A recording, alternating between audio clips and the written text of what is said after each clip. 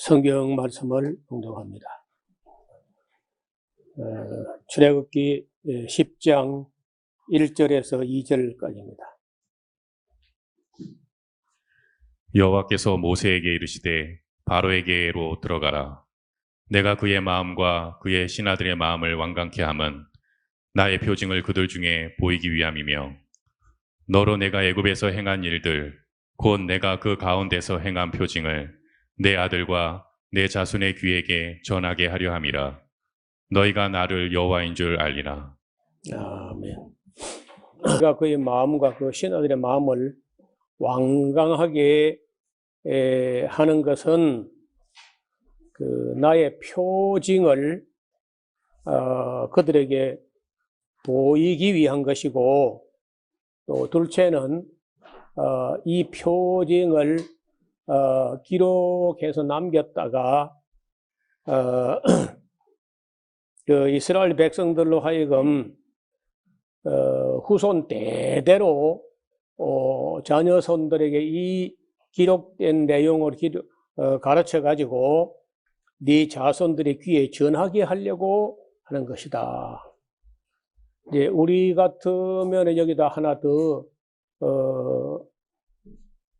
연장을 해서 뿐만 아니라 애굽 바로 왕과 그 신하들, 그리고 이스라엘 백성들, 더 나아가서 오고 오는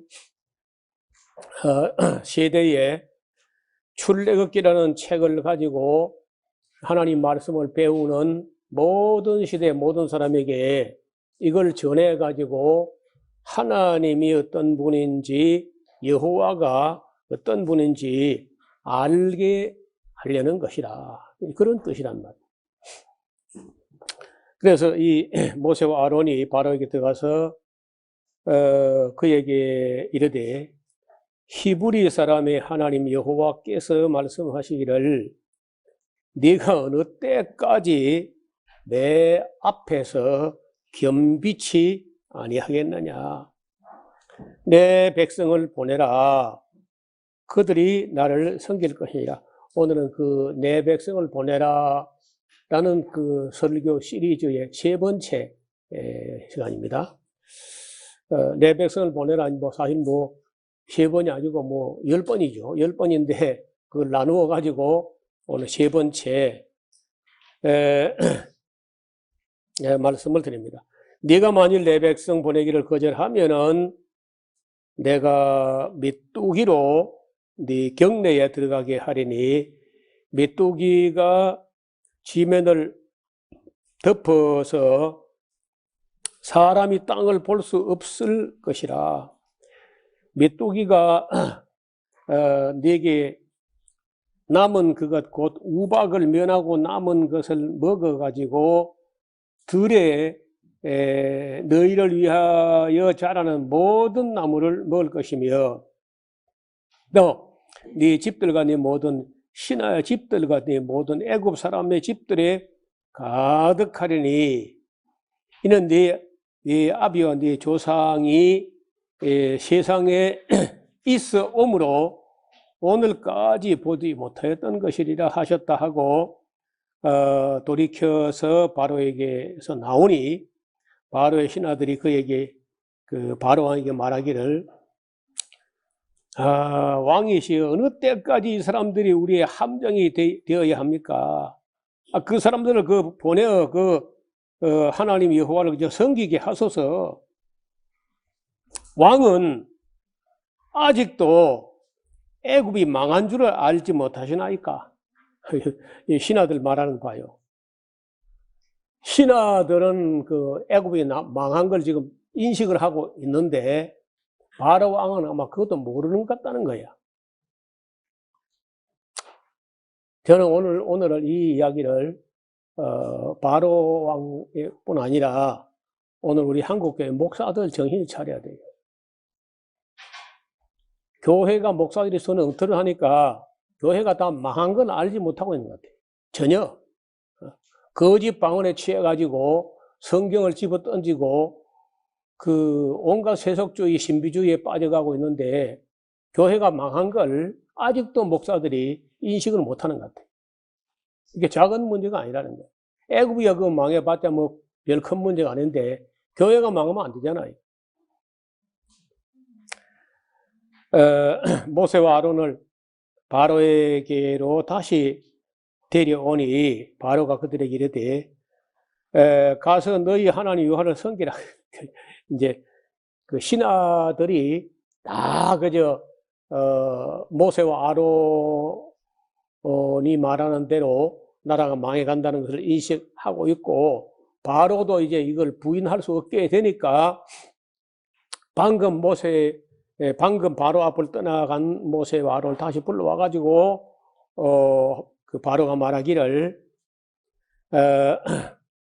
그래 뭐 가서 너희 하나님 여호와를 섬기라. 갈 자는 누구누구냐.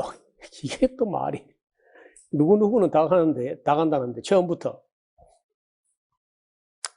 참 여러분 이 마귀의 사람들도 참 굉장히 인내심이 있습니다. 우리 그 인정을 해야 돼. 인식을 해야 되고 그러니까 호락호락하지 않습니다. 그렇게 간단하게 이루어지는 일이 아니라는 겁니다. 이 세상 만사가 다 그래. 뭐 정치든 경제든 종교든 이게 뭐 하루아침에 그렇게 되는 게 아니에요. 아주 끈기 있게 줄기차게 끝날 때까지 끝난 게 아니다 하고 끝까지 밀어붙여야지. 뭐 중간에 의사 해가지고 뭐 조금 뭐 어떤 기미가 보인다해서 그저 다 된 줄 알고 그러면 안 돼. 그러면 전부 다 원점으로 돌아간다는 거예요. 끝장을 내, 끝장을 완전히. 여러분 이 바로가 갈 자는 누구냐? 그게 무슨 말이야? 모세가 그때 우리가 여호와 앞에 절기를 지킬 것이기 때문에 우리가 남녀노소 우양 가축까지 다 데려갑니다. 그 가축을 데려가야 뭐 거기 잡아서 제물로 바칠 거 아니야. 바로가 그들에게 이르되 내가 너희와 너희 어린 것들을 보내면 뭐 여호와를 너희와 함께 보낸가 일반인이 상가할지어다. 너희 그 경영하는 것부터 진짜 악하다. 그건 안 돼. 너는 불가하니 너희 남자들만 그러면 가서 여호와를 섬겨라. 이것이 너희의 구하는 바라. 이렇게 구해요. 이렇게 요구를 해야지. 해서 여호와께서 모세에게 이르시되 자, 네 손을 애굽 땅에 위에 들어 메뚜기로 애굽 땅에 올라와서 우박에 상하지 아니하고 남은 밭의 채소를 먹게 해라. 모세가 애굽 땅 위에 그 지팡이를 들매 여호와께서 동풍을 일으켜 온 낮과 온 밤에 불게 하시니 아침에 미쳐 동풍이 메뚜기 떼를 불어들인지라. 메뚜기가 온 땅에 이르러 그 사방에 내리는데 그 해가 심하니 이런 메뚜기는 전에도 없었고 후에도 없을 거다. 없을러라.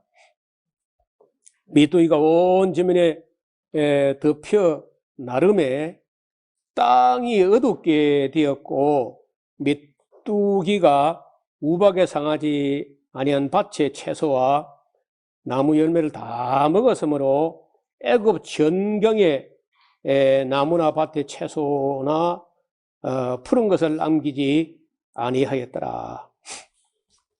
사람들이 이거 뭐 과장된 소리다 이렇게들 이야기했거든. 들어. 그런데 최근에 와서 이게 과장된 게 아니고 오늘날도 이 비슷한 일들이 있다는 거예요.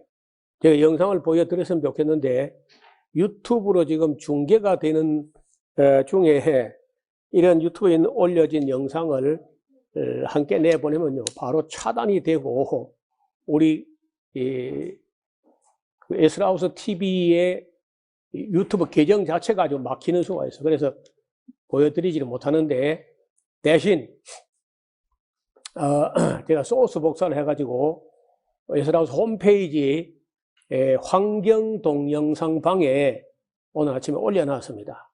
집에 가서 내셔널 지오그래픽이라든지 이런 데서 만든 영상인데, 여러분이 보여드리고 싶었던 영상을 앞으로 그 영상 저작권이 걸리는 영상 부분은 에스라우스 홈페이지에다가 올려놓을 생각입니다. 그러면 우리가 설교가 차단이 안 되고 경고를 안 먹고 그래요.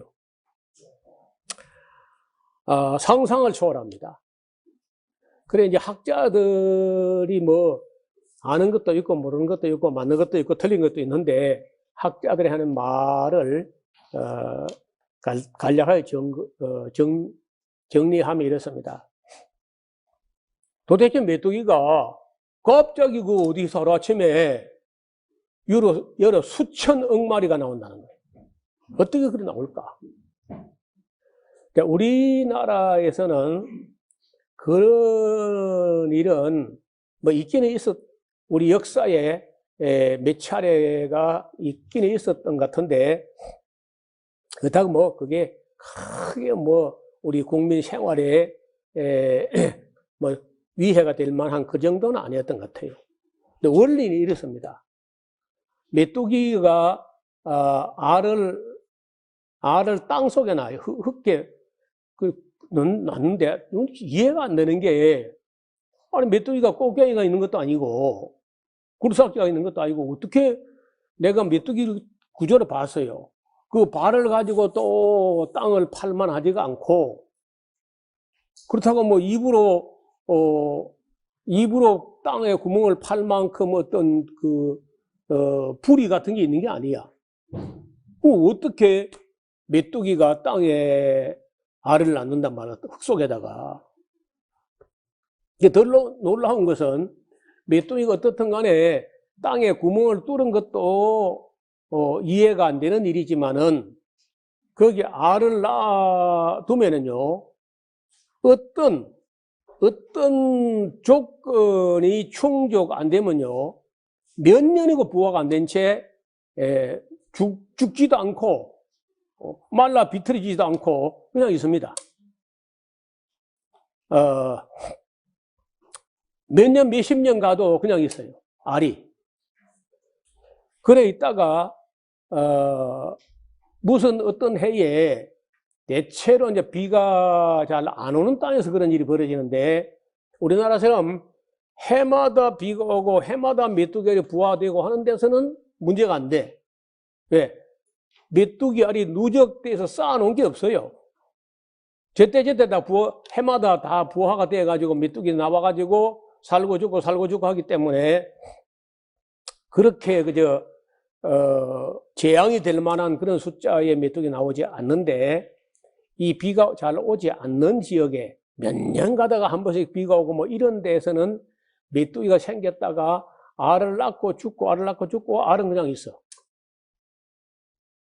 그리고 부화도 안 되고 말라 죽지 않고 알이 그냥 있다가 어떤 조건이 될 때에 이것이 한꺼번에 막 부화되어 나오는 거예요.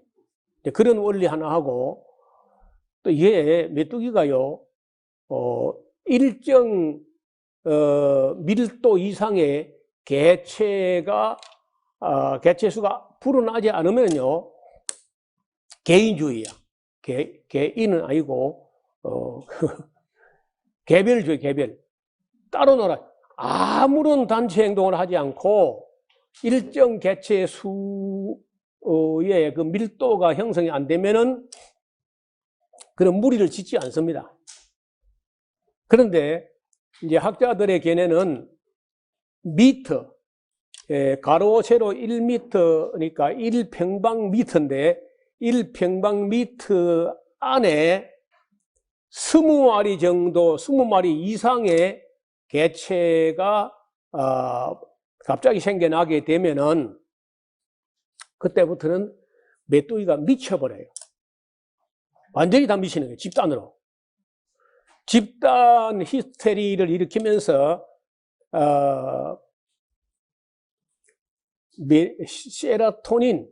세라토닌이라는 호르몬이 평소에 3배 이상이 막 메뚜기 머릿속에서 분출되면서 미쳐가지고 집단을 이루어가지고 먹이 경쟁을 벌이면서 마치 몇 천 마리, 몇만 마리, 몇 억 마리가 한 마리처럼 같은 방향으로 움직인다는 거예요. 그 참 신비한 거예요. 그래서 우리 나라에는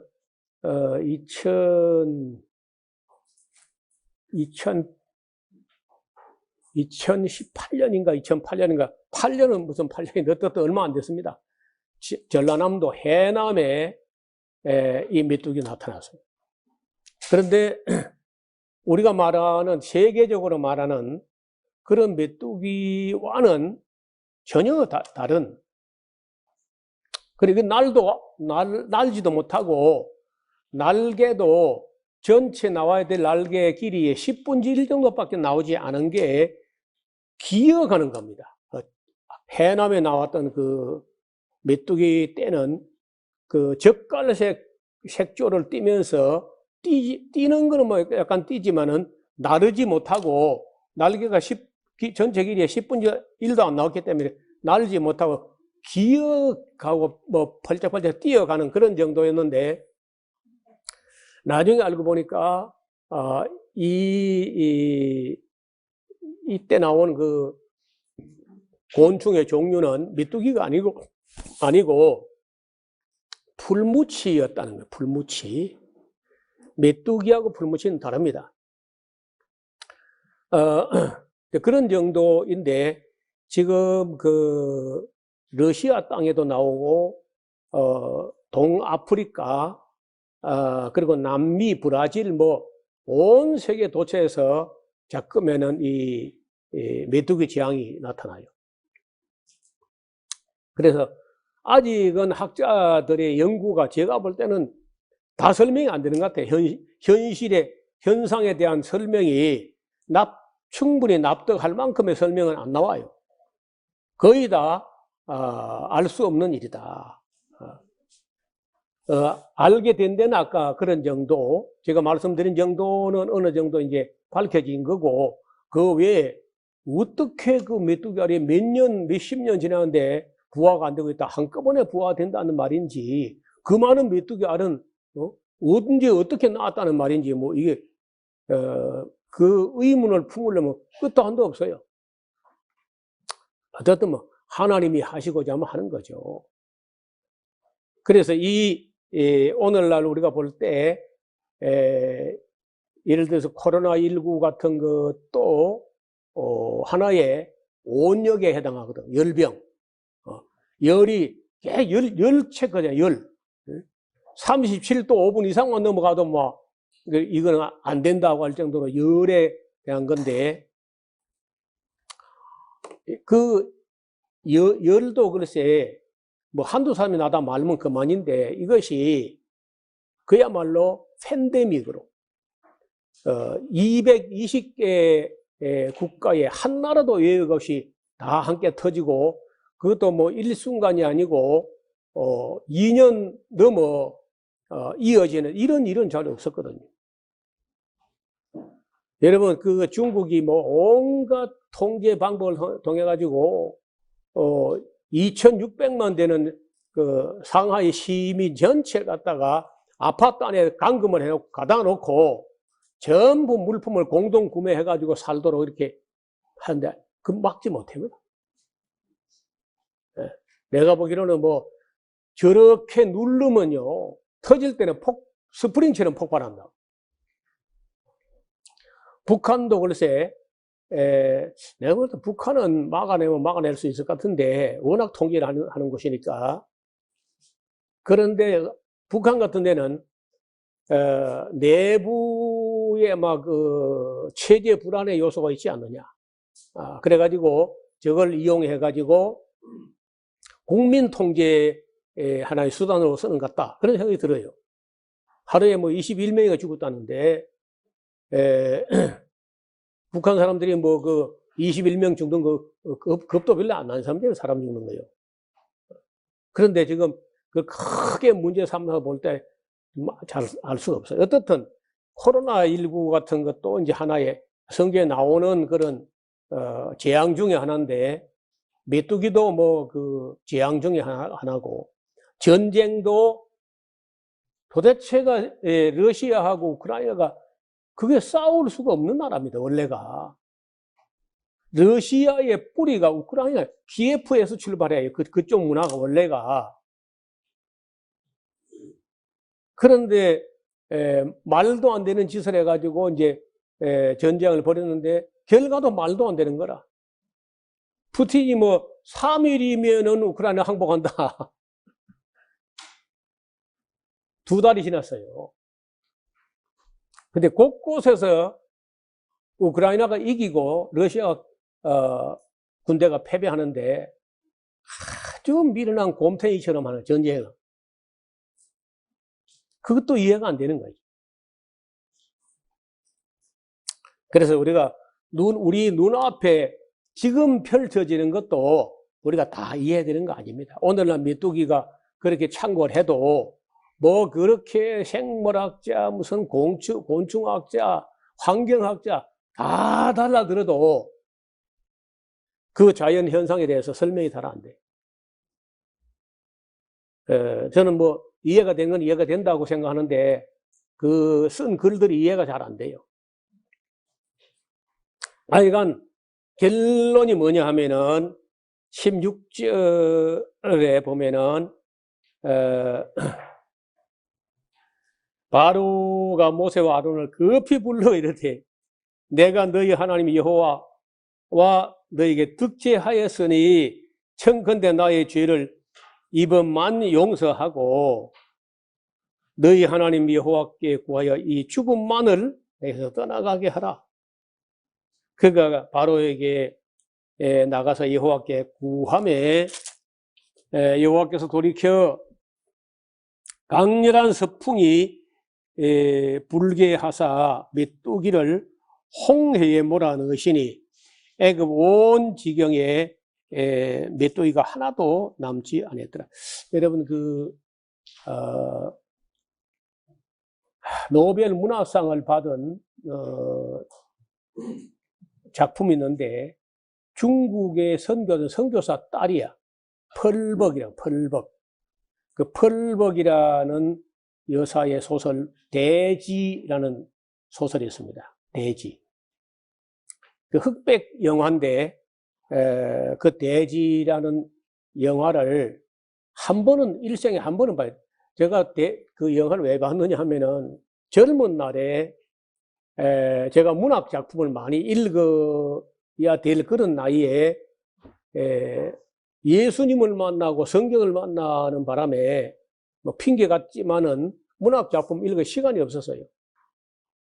그리고 그 문학 작품을 읽지 못하니까 마음이 심령이 이게 많이 건조무미하고 그래서 내가 좀 읽어야 되겠다고 했는데 눈이 피곤하고 이제 나이 드니까 책 읽기 힘들어요. 그래서 이제 어떤 명작들은요, 명화 극장 같은 영화 셋들을 구해가지고 봐야 되겠다. 그래가지고 대지라는 영화를 보게 되었습니다. 그때 제가 젊을 때부터 소설을 별로 안 좋아했어요. 나는 역사를 좋아하지, 소설을 읽을 바에 역사를 읽지, 뭐 하려고 그 허황된 꾸며낸 얘기를 읽느냐 하고 뭐 그런 사고방식이 있어가지고 안 읽었는데, 그러나 명작으로 또 노벨 문학상을 받을 정도의 그런 작품에는요, 단지 꾸며낸 얘기가 아니라 사람이 모름지기 읽어야 될 만한 어떤 거리가 있는 거예요. 대지라는 영화는 영화로 봐도 굉장히 감동이. 그 중에 그 메뚜기장이 나와요. 아이고, 나는 그때 촬영 기술로 그 컴퓨터 그래픽은 아닌데 흑백 영화니까 어디서 메뚜기를 그렇게 필요하다고 구할 수 있는 게 아니잖아요. 아이고, 메뚜기에 사람이 뭐 질려 죽을 정도의 메뚜기가 날아오는데 한번 보시라고요. 그 장면만 봐도 감동이에요. 그래서 제가 가끔 1년에 몇 차례 정도 영화를 보시라고 하면요. 보는 게 몸에 좋습니다. 봐야 돼.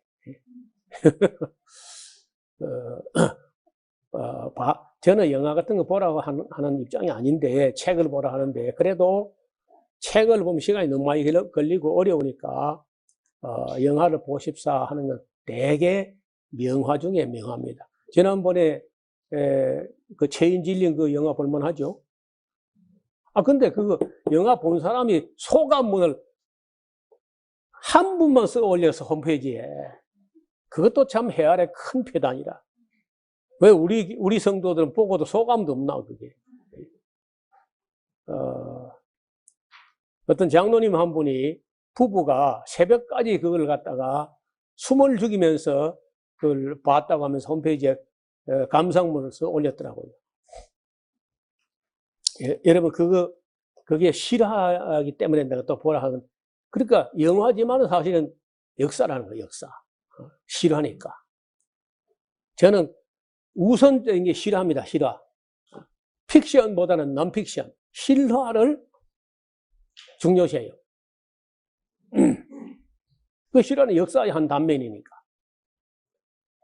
그런데 펄벅의 대지는 소설이기는 해도 그 중국 땅의 어떤 문화, 돈밖에 모르는 그 중국인들의 그런 심성 여러 가지가 읽어진다는 거예요.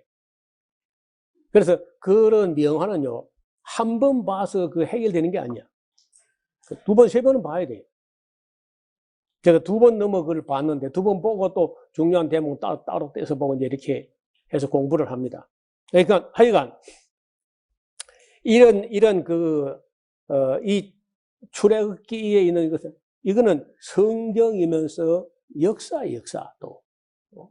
역사인데 그냥 역사가 아니고, 하나님이 개입된 그런 역사라는 거예요. 그 얼마나 가치가 있겠어요. 자, 그러나 20절 그러나 여호와께서 바로의 마음을 강팍게 하셨으므로 이스라엘 자손을 보내지 않았다는 거예요. 자, 이제 21절에 9번째 재앙인데요. 온 땅을 덮은 흑암 이야기인데, 여호와께서 모세에게 이르시되 하늘을 향하여 네 손을 들어서 애굽 땅 위에 흑암이 있게 해라. 곧 더듬을 만한 흑암이다. 모세가 하늘을 향하여 손을 들며 캄캄한 흑암이 3일 동안 애굽 온 땅에 있어서 그동안은 사람이 서로 볼 수 없고 자기 처소에서 일어나는 자가 없으되 이스라엘 자손이 거하는 곳에는 광명이 있었더라. 바로가 모세를 불러서 이르되 너희는 가서 여호와를 섬기되 너희 양과 소는 머물러 두고 너희 어린 것들은 너희와 함께 가도 좋다. 한 가지씩 야금야금 또 이제 허락하는 것 같이 하죠. 모세가 가로되 우양을 데려가지 말라고 하셨는데 모세의 말하기를 우리 왕이시라도 우리 하나님 여호와께 드릴 희생 제물을 우리에게 주어야 우리가 갑니다. 이제 세게 나오는 거죠. 우리의 생축도 물론 우리와 함께 가고 한 마리도 남길 수 없으니 이는 우리가 또 그 중에서 어느 것을 취하여 우리 하나님 여호와를 섬길 것이며 또 우리가 거기 이르기까지는 또 어떤 것으로 여호와를 섬기는지 알지 못하기 때문에 일단 다 데려가야 됩니다. 하나 여호와께서 바로의 마음을 강팍게 하셨으므로 그들을 보내기를 즐겨 아니하고 모세에게 이르되 너희는 나를 떠나가고 스스로 삼가 내 얼굴을 보지 말라. 내 얼굴을 보는 날에는 죽으리라. 죽는데 누가 죽는지 몰라, 그죠? 어느 편이 죽는지. 모세가 가로되 왕의 말씀이 옳습니다. 내가 다시는 나도 그 왕의 얼굴을 보고 싶지도 않습니다. 자, 여호와께서 모세에게 이르시되 내가 이제 한 가지 재앙을 바로와 애굽에 내린 후에야 그가 너희를 여기서 보낼지라. 그가 너희를 보낼 때는 여기서 정령 다 쫓아내기까지 할 것이다.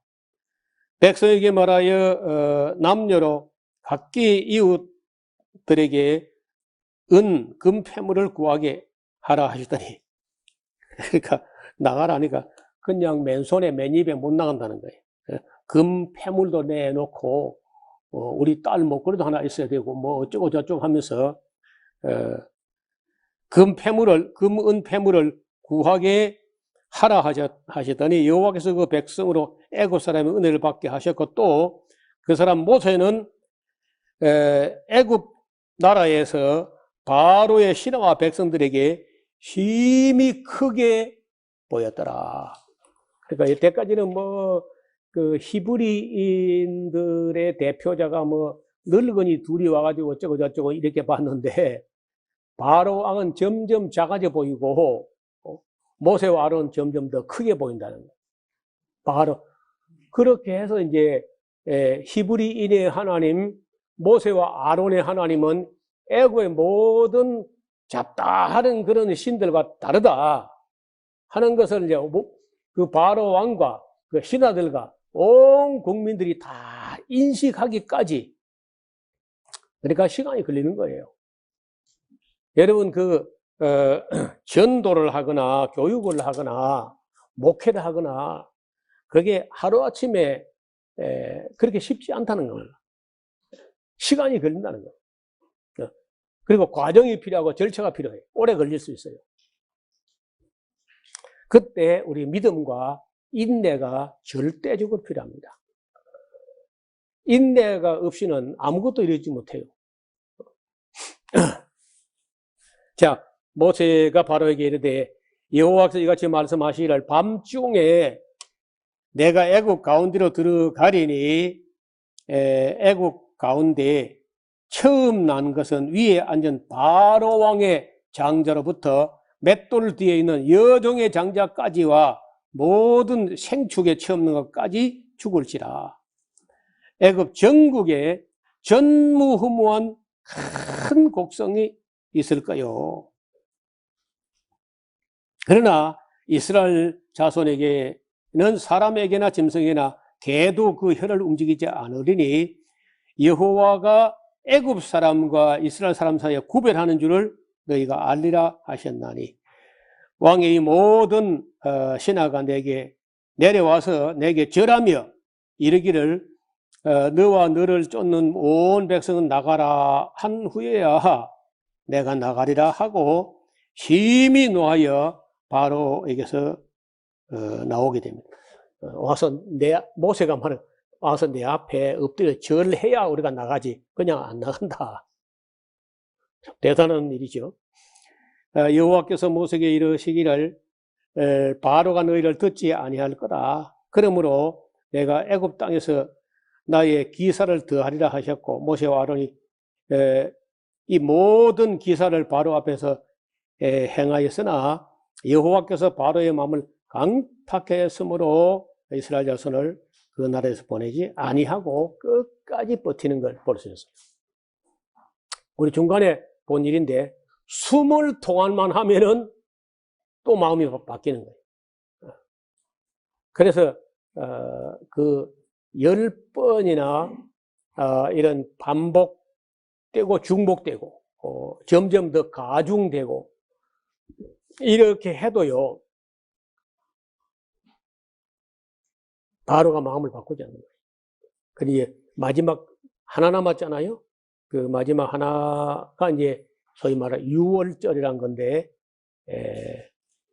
죽음의 천사가 모든 초태생 사람이든 육축이든 바로 왕의 장자든 아니면 맷돌 뒤에 있는 여종의 장자든 모든 초태제 체험난 게 다 죽어지는 그것까지 이제 당하고 나니까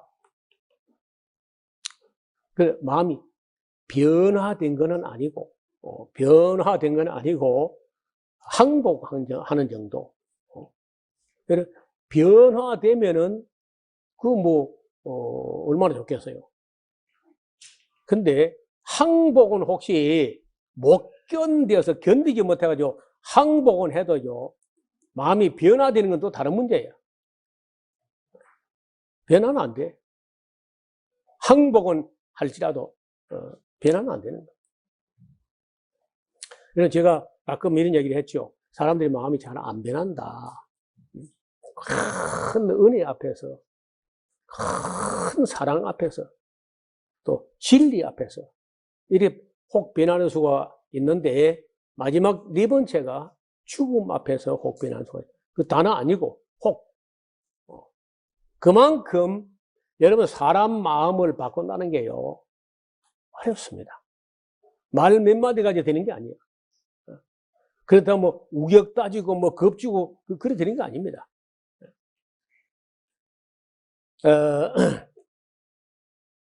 사람 마음이 잘 안 변하는.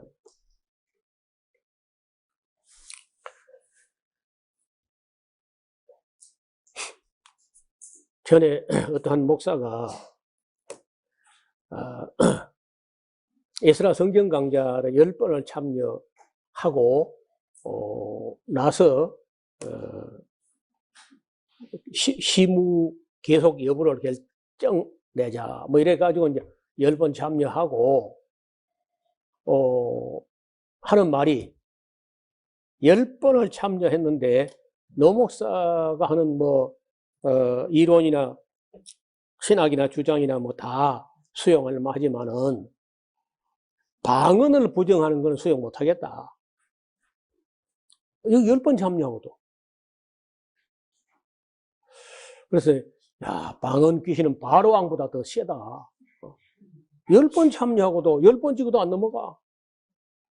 그래 불러가지고 그 엄인영 목사님하고 김성국 목사 나하고 셋이서 한나절을 이야기를 해봤어요.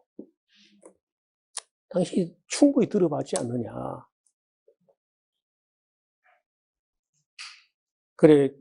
그래도 성경에 방언을 은사라고 한 말이 있기 때문에 그 자체를 부정하는 것은 자기는 용납할 수 없다는 거예요. 원래 성경에 고린도 교회 방언이 가짜랑이 들통났잖아.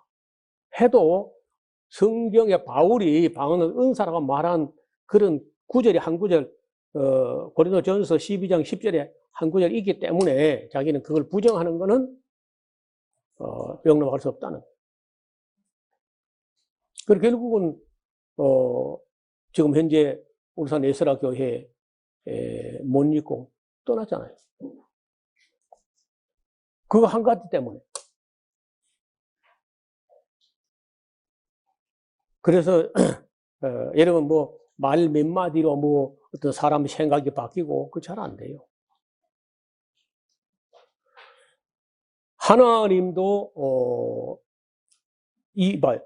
사람들이 쉽게 말 들으면 뭐 하려고 성경이 이렇게 두꺼워지겠어요. 그래서 사람들 생각이나 무슨 소위 사상이나 이런 거요. 그 잘 안 바뀝니다. 기독교가 들어가도요, 사상을 못 버리더라고요. 기독교가 괜찮아 그러는지, 그 사람들의 사상이 뭐 강해서 그런지 모르지만은, 한국의 기독교인들은요, 신앙이 있다 해도 사상 이하야. 사상보다도 못한 거야, 종교가, 기독교가. 그걸 넘어서야지. 적어도 기독교인들은 이런저런 사상을 넘어서야죠. 초월해야지. 그거 사상 아무것도 아니잖아요. 아니, 사상 해봐야 공산주의 뭐 자본주의 뭐 크게 뭐 두 가지 아니에요, 그게? 그 둘 중에 기독교만 한 게 어디 있어요, 다? 아무것도 아니잖아요. 그런데, 신앙 다른 거 가지고는 신앙 노선 다른 거 가지고는 뭐 술도 먹고 밥도 먹고 뭐 다 하는데 정치적으로 따르면 밥도 같이 안 먹어. 그 정도로 한국 사람들은 정치가 최고야. 하나님 최고가 아니라는 거예요. 그래, 뭐, 글 찾아와서 제가 볼 때, 참 인간들이 참 약하다. 그리고 깨닫는 게 있어야 돼. 뭐, 신하들이 하는 말, 왕께서는 아직도 이 나라가, 당신 바로왕의 나라가 망한 줄을 알지 못하나이까. 여러분, 도박하는 사람들은요, 망해도 망한 줄을 몰라. 그래서 진짜 망하는 거예요.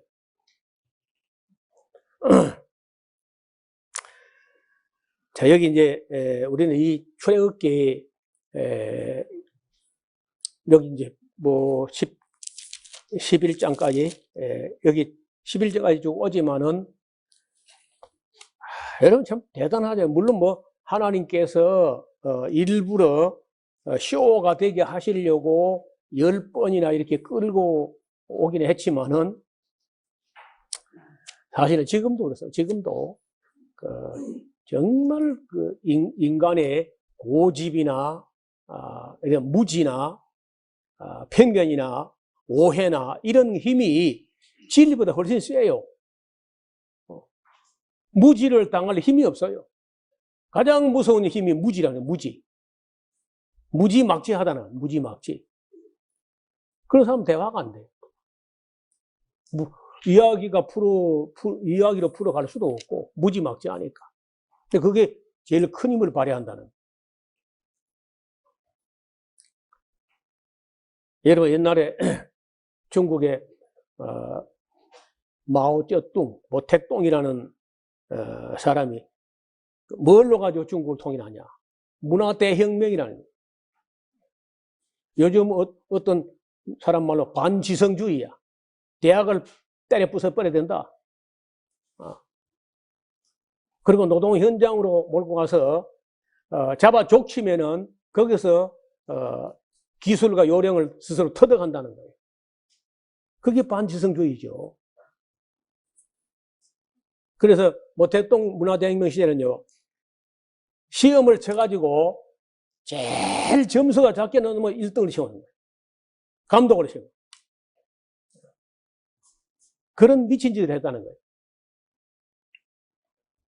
그런데 웃기는 거는 그렇게라도 중국이 그 어마어마한 넓은 땅과 약 50개 소수민족이 하나로 통일된 것은요, 그 반지성주의 때문에, 문화대혁명 때문에 통일된 거예요. 만약 모택동이가 그때 그렇게 통일 안 했으면요, 삼국지는 지금도 계속되고 있습니다. 삼국지, 사국지, 오국지, 육국지, 뭐, 계속 할 겁니다. 그래서 모택동이가 많이 죽였는데, 그보다 훨씬 더 많은 사람이 죽을 수 있어요. 역사라는 건 간단하지 않다는 거예요. 여러분, 우리가 하나님이 하면 뭐든지 간단할 거다. 하나님이 하는 데 어렵잖아요. 다 죽여버린 건 간단해. 그러나 하나님이시라도 사람들에게 진리를 가르치는 것은 어렵다는 거예요.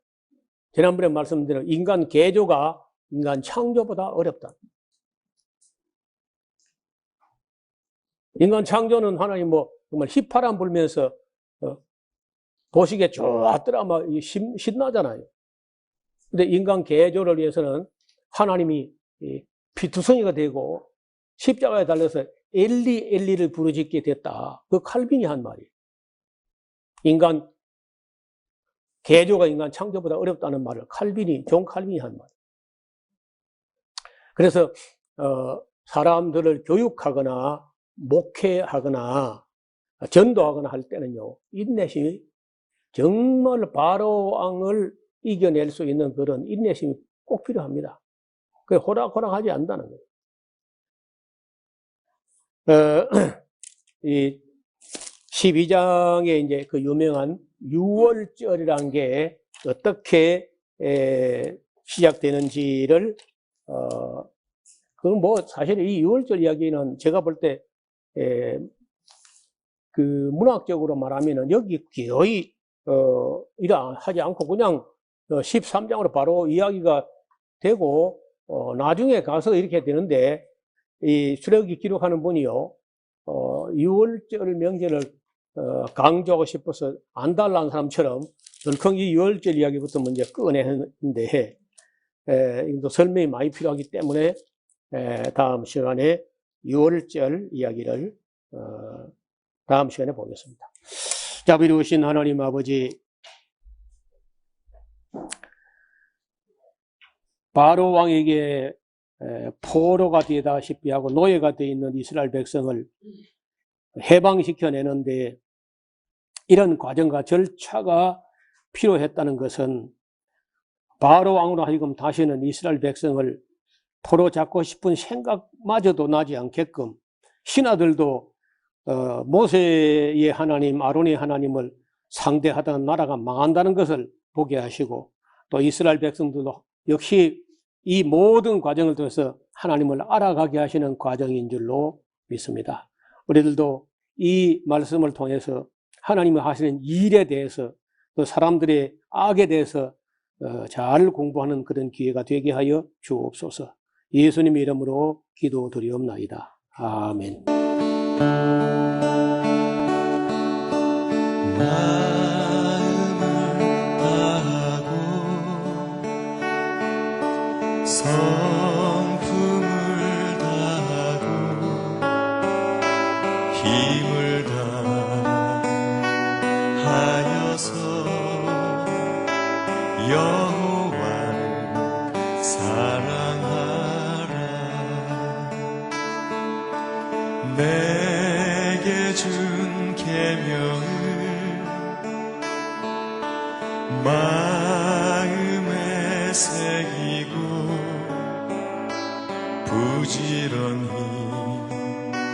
부지런히 이웃에게 전하여라. 그러면 내가 짓지 않은 큰 집을 주리라. 내가 심지 않은 과실을 먹게 하리라.